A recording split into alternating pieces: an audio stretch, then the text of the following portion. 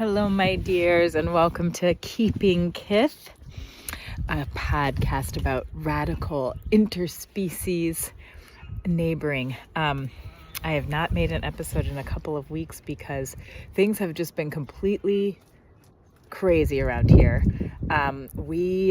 So for one thing, I've been sick, which I finally have a voice again, but I had no voice at all for a while.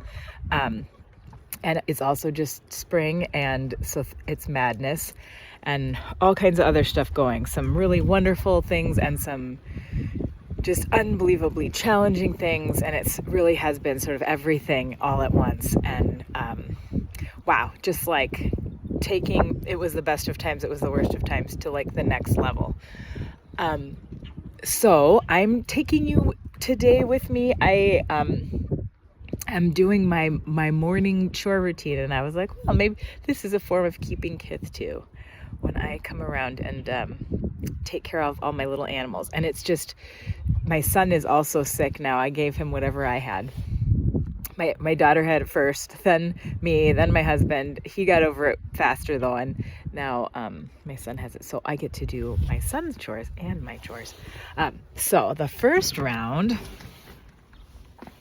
we got some little chicks, and we actually have two different like brooder setups right now, because we have some chicks that are very tiny and some chicks that are, or not very tiny, some chicks that are like junior high age and some chicks that are high school age. And so they can't all be together because the ones that are older are being very unkind to the ones that are younger. They're like 2 weeks different in age, but that's enough of a difference that that they aren't playing nicely together. So, and also it is unseasonably cold today, as you can maybe guess if you are watching me and see me with a stocking cap on. And so I'm going to put the camera down again if you do happen to be watching. So there's our little babies in the brooder. Normally they would get to go out, but it's just too, like, I try to let them out for a little bit during the day. But it is too chilly for them to be out today. They're not ready for that. So then we will go, we'll go check in on the other batch that also they would be out in the coop, but again, because it's cold, they can handle a little bit more cool than the younger babies. And I've got them kind of penned in a place that I wouldn't normally have them penned in, but that's the best we can do, because again, it's not quite what I was expecting for the terrier. So if you're watching, I'm turning it around. So those are the high school kids. And they don't look like they need too much right now. Hi guys.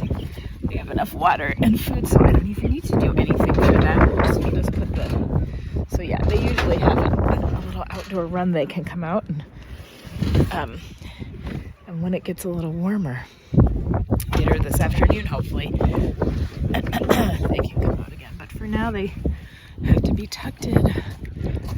All right, now we're gonna walk across the yard, and we've got a little calf that his mom was just, I don't know, a little sickly, and so she didn't have enough milk for him, or her. Sorry, the mom didn't have enough milk for the calf. The calf is also a girl. And so my son usually feeds her morning and night, but since he is sick, I will be doing it today. Hi, baby. Hi. Oh, all right, here we go. So that is always a happy time of day when she gets her bottle, because she's so sweet. Yes, are you happy?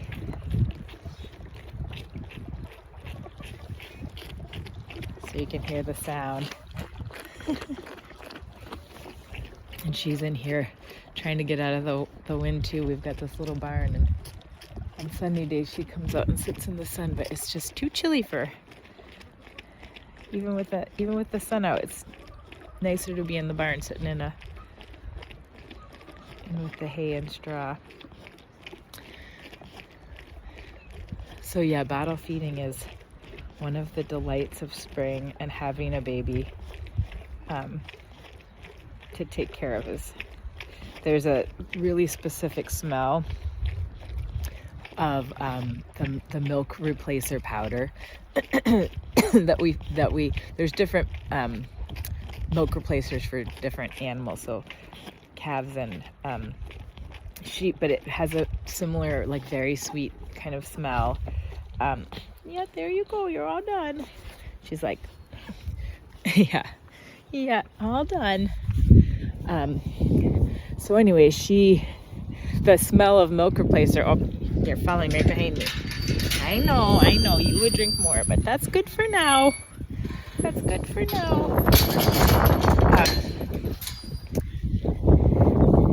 Yeah, it has a really specific smell, and when I smell it, that's like one of my associations with spring now, because we sort of inevitably have somebody that needs a little extra,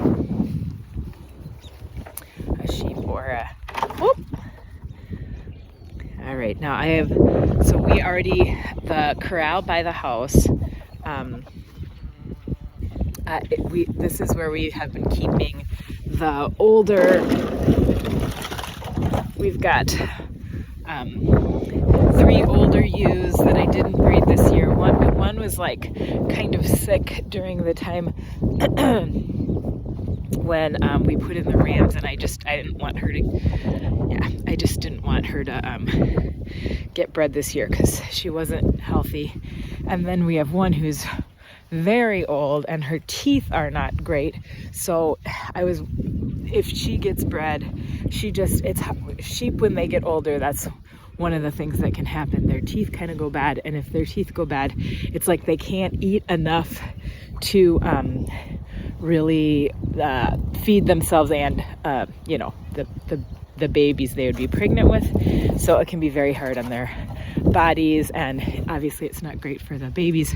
So this is one of the reasons that most people, once sheep get to a certain age, or I shouldn't say most people, but that is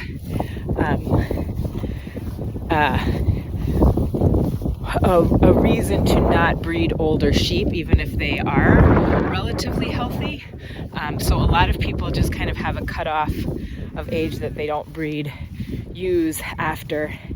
And I personally, I have the luxury of not thinking only of sort of the financial aspects. Like, my sheep are definitely not a money-making venture. Here, I'm coming through the gate now. Hi, to where the sheep are. Hi, everybody. So you can see that.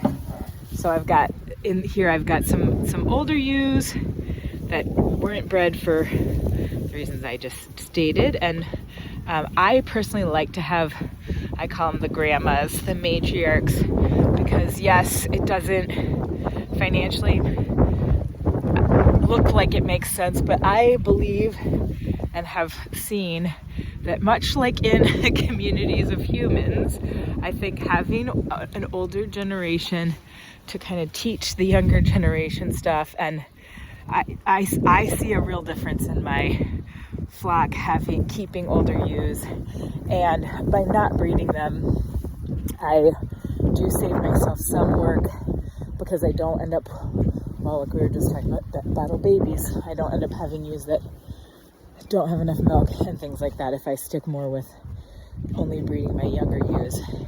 And I have such a tiny flock, it's a little different. Different people manage things differently, but that's how I've chosen to do it. So anyway, they were all in last night though, because we're just transitioning them. So I have another pasture where the bred ewes are, where they can go out and roam a little bit more, but because these are the old girls, and then also some of our babies from last year, so we would call those yearlings, and then I even have some babies from because I bred some ewes. Hi. I bred some ewes to be fall lambers. So I have some that were just babies that were just born in the fall.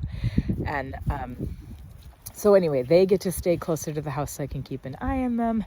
And it also kind of gives the other ewes, they get to be out on fresh grass and kind of out wandering a little more. And these ones stay closer to home. Hi, someone's chewing on my pants from behind. Hi there.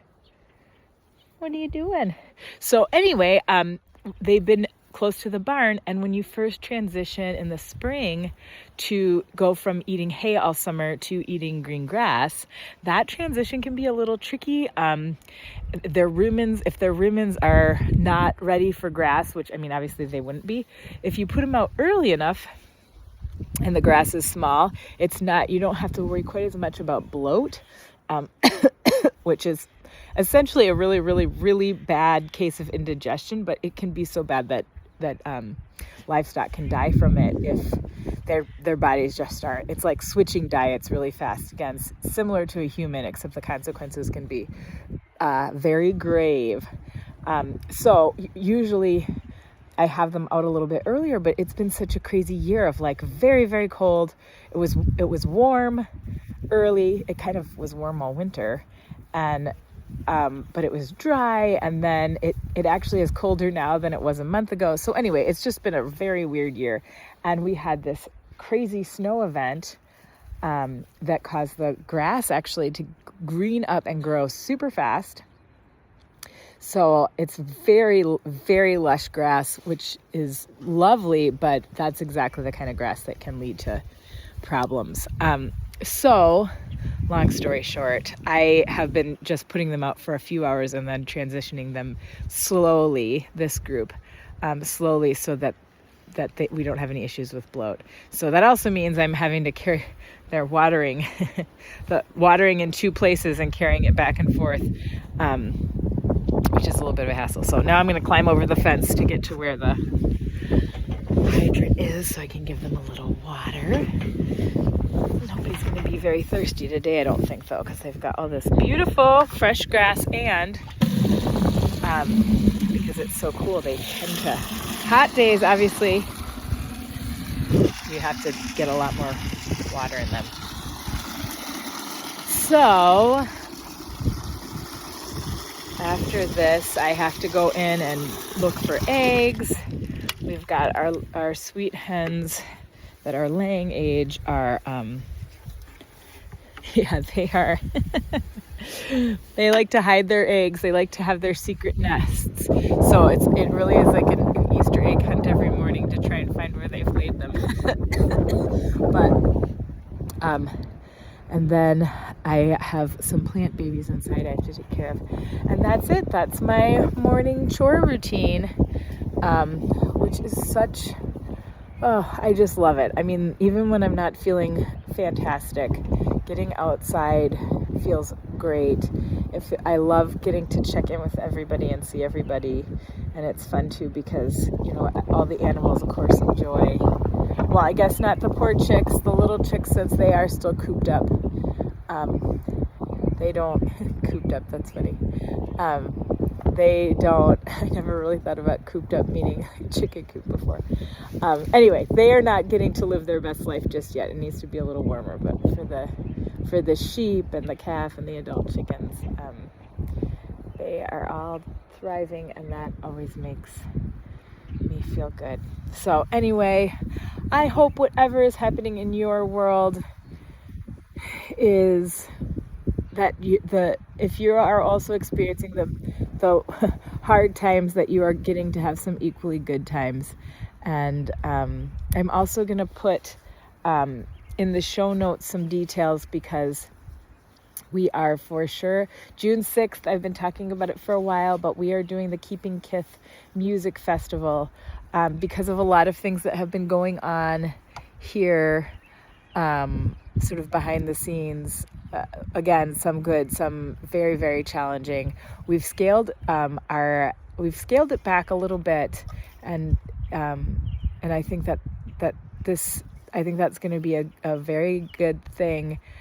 So we have 3 bands, one of which is me, and we're going to have music and dancing and just merriment, I hope.